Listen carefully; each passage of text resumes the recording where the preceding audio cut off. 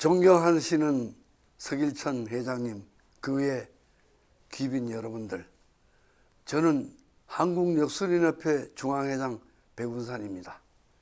2022년도 검은 호랑이에 우리 시청자 여러분들에게 큰 복과 행운이 함께하기를 다시 한번 기원하면서 2022년 검은 호랑이의 해에 대해서 역학적으로 제가 간단히 풀이를 해 올리겠습니다.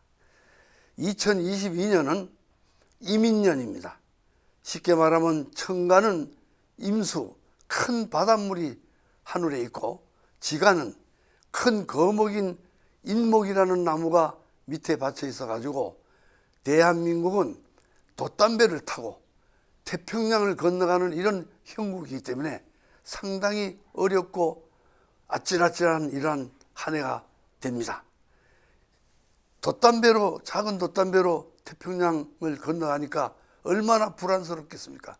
특히 코로나19 이 변이 때문에 갖다나 2년 동안 온 국민들이 고통과 고난과 만난에서 힘쓰다가 또한 이 코로나가 또한 계속 이어지니까 2022년 한 해 6개월간은 걸리지 않을까 이렇게 내다보고 있습니다.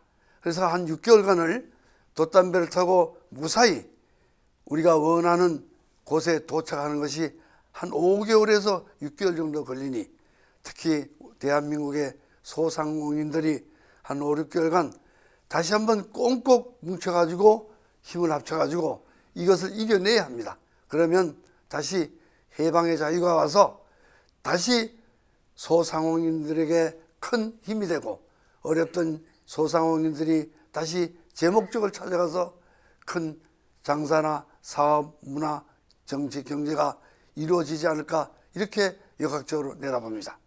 후반기에 가서는 지지에 있는 인목나무가, 우리나라는 인목갑인축인 나라가 특히 나무와 화를 위주로 하는 나라이기 때문에 큰 나무가 바닷물이 없어지면서 이 나무에 불이 서서히 붙으니 우선 제일 우리에게 고통스러운 19 코로나가 조금씩 잠잠해지고, 또한 먹는 약이 나와서 환자가 서서히 줄어들고 하면서부터 제일 중요한 소상공인들이 자유롭게 12시 새벽 3시까지 다시 영업을 할 수 있는 것이 들어오고, 특히 가장 중요한 여행업계나 관광객들이 마음껏 움직일 수 있게 되가 우선 소상공인이나 여러 문화, 그 다음에 관광업이 풀려야만 나라의 경제가 돌아갈 겁니다.